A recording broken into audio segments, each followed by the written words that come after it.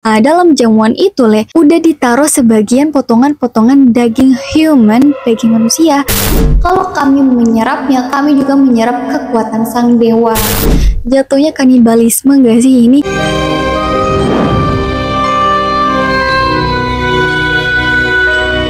Assalamualaikum here we go. Ketemu lagi dengan aku, Sarah Ladiu, pencerita yang demen nemenin kamu dimanapun kalian berada. The first part you guys are always in my heart. Oke, topik hari ini aku pengen cerita-cerita tentang ritual-ritual horor dan mistis gitu ya, bisa dibilang yang pernah terjadi dalam sejarah dan bener-bener real dilakuin oleh pengikut-pengikutnya dalam sejarah mitologi Yunani. Sumpah ya, menurut kalau ini tuh mirip banget sama cerita-cerita mistis di Indo. Cuman aku nggak tahu namanya karena ada tiap daerah kan beda-beda ya. Tapi mirip gitu, paham gak sih? Yaudahlah, gimana ceritanya? Let's jump into the story.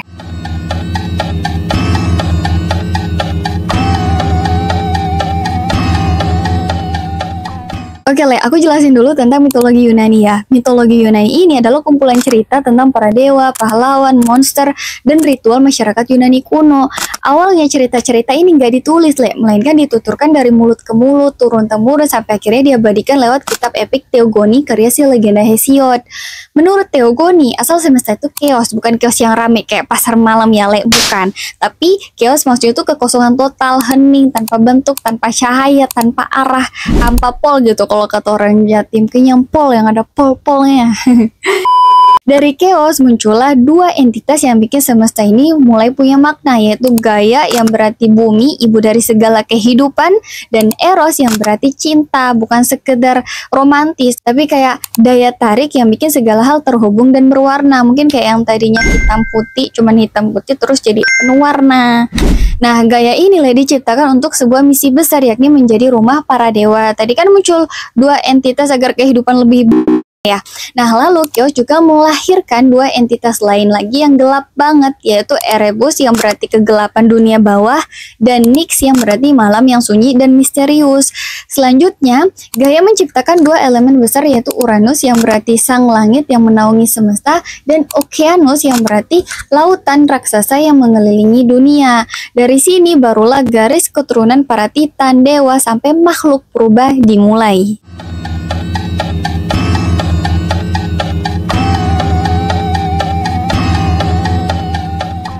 Nah, Orgiastic Dionysus ini pernah aku mention di video sebelumnya. Yang ini kalau kalian belum nonton silahkan ditonton dulu, tapi intinya di situ aku sempat mention tentang ibu dari Alexander the Great yang menjadi pengikut setia dari dewa Dionysus. Dionysus ini adalah nama dewa dalam mitologi Yunani. Kalau versi Romawinya tuh disebut Bacchus, beda nama tapi merujuk ke satu sosok dewa yang sama.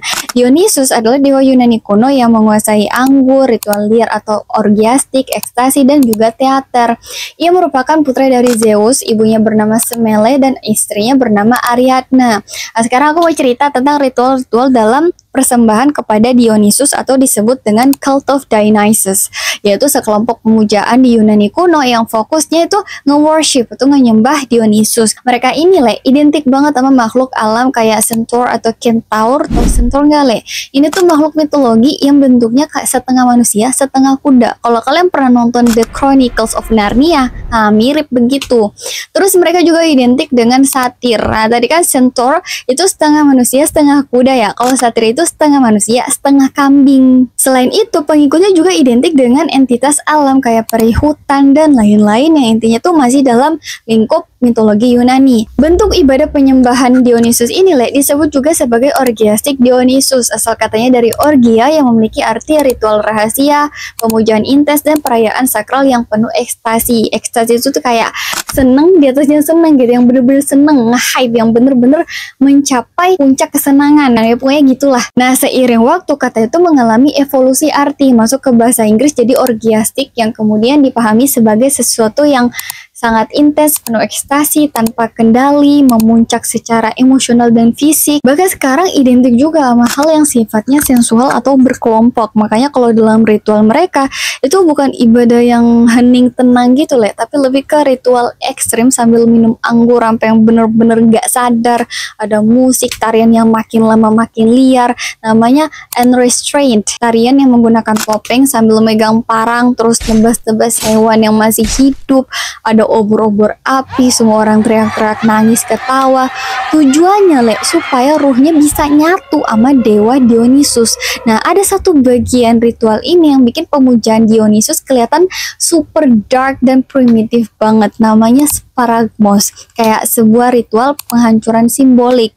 Biasanya caranya itu dengan merobek atau memisahkan sesuatu yang masih hidup sebagai bagian dari persembahan suci, alias dicabik hidup-hidup.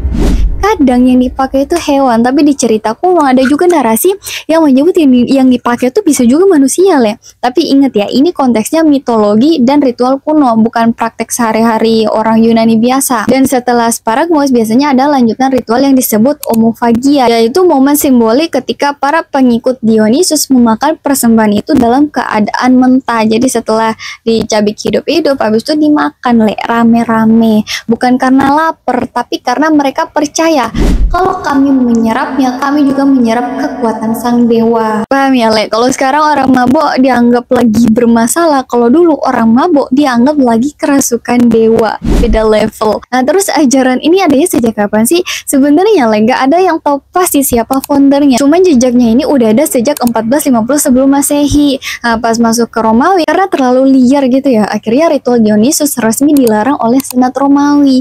Dilarang sama lembaga pemerintah tertinggi di Romawi kuno.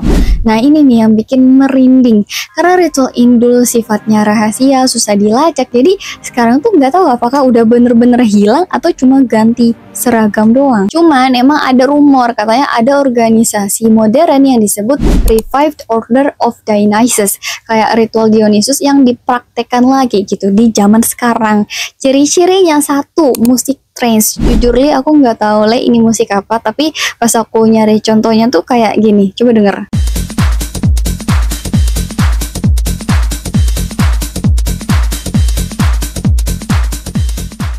Menurut kalian gimana? Ini mirip gak sih sama musik-musik di klub-klub gitu? I have no idea. Ada yang ngerti? Komen aja Terus ciri selanjutnya tuh anggurnya banyak banget, terus ada hedonisme level infinity, super glamour, ritual misterius tertutup, dan anggotanya nggak publik. Dan konon kelompok ini masih ada dan tersebar di berbagai penjuru dunia, cuma ya nyarinya susah.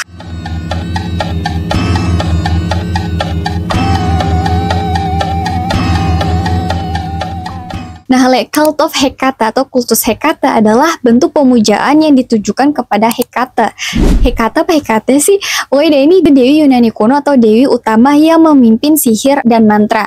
Nah, dia ini sering digambarkan sebagai wanita yang memiliki 3 wajah dan 3 tubuh, mengenakan jubah panjang, memegang obor menyala, dan ditemani oleh kawanan anjing yang menggonggong. Nah, pemujaan Dewi Hecate ini bukan ibadah biasa, ritualnya tuh mistis dan sangat-sangat dark.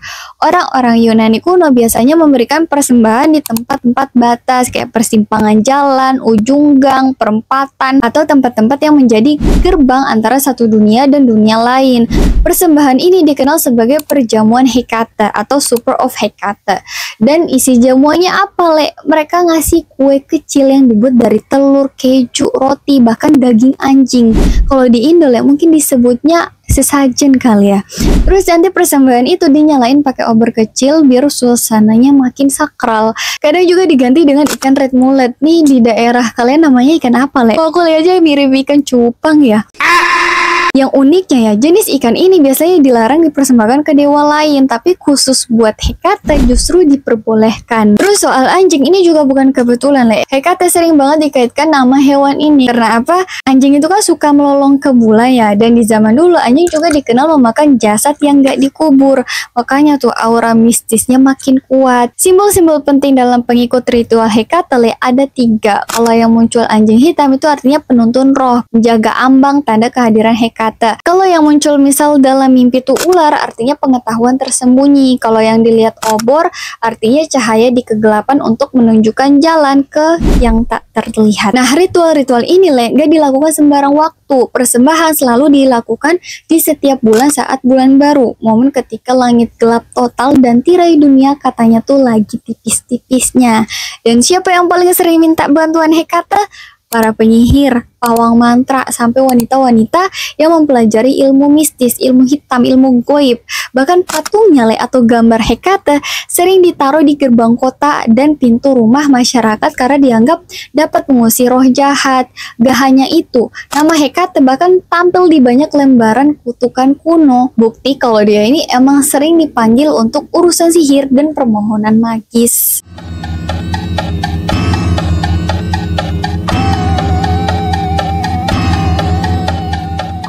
Oke, ritual ketiga aku jelasin dikit aja ya. Intinya tuh ritual ini asalnya dari kisah Raja Arkadia bernama Lycaon, terkenal tiran, terus dia diuji sama Zeus, dewa langit.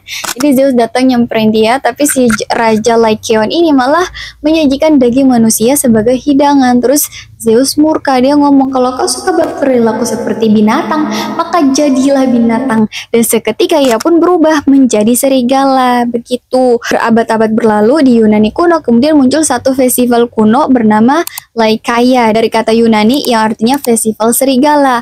Upacaranya diadakan di lereng gunung Lycaon atau sering disebut juga Gunung Serigala, puncak tertinggi di daerah Arkadia. Tapi yang bikin Lycaia berbeda dari ritual Yunani lainnya, bukan cuma lokasinya, melainkan proses ritualnya. Festival ini katanya punya ritual tersembunyi, semacam ujian atau rite of passage buat para Epheboy, yaitu remaja laki-laki yang baru menginjak usia dewasa. Dan dalam upacara itu, cuman remaja laki-laki yang boleh ikut, cewek nggak boleh. Ritual Lycaia ini dipercaya sebagai ritual paling primitif. Kalau udah selesai ritual, nanti kan ada acara makan-makan daging bersama. Nah, dalam jamuan itu, udah ditaruh sebagian potongan-potongan daging human, daging manusia. Barang siapa yang nggak sengaja pas makan ketelan, konon dia bakal berubah jadi manusia serigala selama 9 tahun. Jatuhnya kanibalisme nggak sih ini? Nah, katanya ini kan mitos ya, tapi ya tim arkeolog pernah melakukan penggalian untuk meneliti Gunung Lycaon ini, dan tahu nggak mereka menemukan mayat berusia 3100 tahun milik seorang remaja laki-laki. Di sekitar situ juga ditemukan banyak tulang hewan. Jadi muncul lagi nih teori kayak, jangan-jangan ritual pengorbanan manusia emang pernah terjadi gitu. Singkatnya, mereka makan-makan, kalau ada yang makan daging human terus berubah. Nah, di sini ada yang bilang bener-bener berubah jadi manusia serigala, tapi ada juga yang bilang maksudnya tuh bukan secara fisik berubah, tapi lebih ke psikologisnya gitu. Dia tetap manusia, tapi predator, hidup di luar hukum sosial dan dikuasai insting, bukan logika. Mirip hewan, hewan kan nggak punya akal, cuman pakai insting. Dan selama jadi manusia serigala, kalau selama 9 tahun dia nggak makan daging manusia lagi, baru tuh dia bisa kembali jadi manusia. Ritual dalam festival Lycaia itu sebenarnya dianggap sebagai upacara simbolis yang mengulang kisah Lycaon tadi yang di awal aku ceritain. Jadi saat remaja laki-laki atau Epheboy itu ikut dalam ritual itu, mereka seakan-akan diuji hal yang sama. Apakah mereka bisa menahan sisi buasnya atau malah menyerah dan menjadi makhluk liar. Kalau mereka berhasil melewati ritual tanpa menodai diri, dalam konteks mitosnya tanpa makan daging manusia, maka nanti mereka dianggap sudah menaklukkan naluri kebinatangan dan diterima sebagai pria dewasa.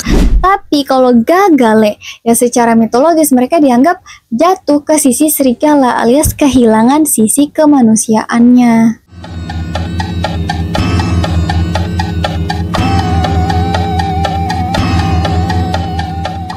Oke, lanjut ke ritual keempat. Yang satu ini bukan cuma gelap, tapi juga spiritual banget. Namanya Nekia atau Nekia, dari kata Yunani yang artinya kira-kira ritual untuk memanggil arwah dan menanyakan masa depan, atau disebutnya necromancy versi Yunani kuno. Jadi gini orang-orang Yunani dulu percaya kalau jiwa orang mati bisa dipanggil lagi, asal dilakukan di tempat yang tepat, waktu yang pas, dan dengan persembahan yang cukup. Biasanya ritual ini dilakukan di tempat yang dianggap batas antara dunia manusia dan dunia bawah, kayak di gua, di tepi sungai, atau di reruntuhan lama yang dipercaya jadi gerbang menuju Hades. Hades ini dewa yang ada di alam orang mati. Nah, orang yang memanggil para jin, ya kan soalnya manusia yang udah mati kan gak bisa hidup lagi, jadi yang dipanggil harusnya jin. Nah, orang itu si pemanggil akan menuangkan darah hewan kurban ke tanah karena darah dipercaya menjadi makanan gitu ya untuk arwah supaya dia bisa datang dan diajak bicara. Begitu darahnya mengalir, suasana mulai berubah, udara jadi berat, sunyi dan perlahan roh-roh itu mulai muncul. Satu persatu datang berbisik, menatap dan menjawab pertanyaan tentang masa depan. Tujuan ritual Nekia ini biasanya untuk meminta petunjuk atau ramalan, entah soal perang, perjalanan, atau nasib seseorang. Contoh paling terkenal dari ritual ini yaitu karya Odyssey yang ditulis sama seorang penyair yang ditulis sama seorang penyair Yunani kuno bernama Homer. Diceritain ada nih tokoh bernama Odysseus pernah melakukan ritual Nekia untuk memanggil arwah peramal paling legendaris dalam mitologi Yunani bernama Teiresias. Dia berdiri di tepi sungai sambil menuang darah hewan sembari memanggil jiwa-jiwa dari dunia bawah buat ngasih tahu gimana caranya biar dia bisa pulang ke kampung halamannya. Dan bener aja roh-roh itu muncul. Bukan cuma Teiresias tapi juga arwah ibunya sendiri. Oh iya dari catatan sejarah Yunani, ritual kayak gini beneran ada di tempat bernama Necromanteion atau kuil pemanggilan arwah yang dulu berdiri di tepi sungai Acheron. Kalau zaman sekarang berada di negara Yunani wilayah Epirus, sungai yang katanya menjadi jalur masuk menuju dunia Hades, dewa alam orang mati. Oke itu dia cerita-cerita ritual yang pernah dilakukan oleh orang-orang atau pengikut dalam sejarah mitologi Yunani. Kalian sadar gak sih semua kisah-kisah mistis itu kayak selalu terulang gitu, cuman beda nama aja. Contohnya ritual-ritual tadi, sebenarnya di Indo juga banyak, yang di Bali tuh aku lupa namanya, tapi setauku ya, itu juga aku lupa namanya apa, tapi setauku ya itu juga mirip-mirip yang sampai kehilangan kesadaran gitu, yang katanya kalau nggak kuat rohnya tuh bakal kebawa. Ceritain dong, ada orang Bali nggak sih yang nonton videoku? Adit kalian banyak banget, aku penasaran. Oke deh, semoga kalian suka dan paham sama yang aku ceritain. Kalau kalian suka, komen aja atau like. Adalah kalau banyak yang suka topik-topik begini, aku buatin lagi apa sih yang enggak buat kalian? Terima kasih buat yang udah nonton sampai habis. Semoga kisah-kisah yang aku ceritain selalu bisa menghibur kalian. Semoga kalian sehat selalu dimanapun kalian berada, dilancarkan rezekinya, diberikan kesehatan dan semangat berjuang. Bye-bye.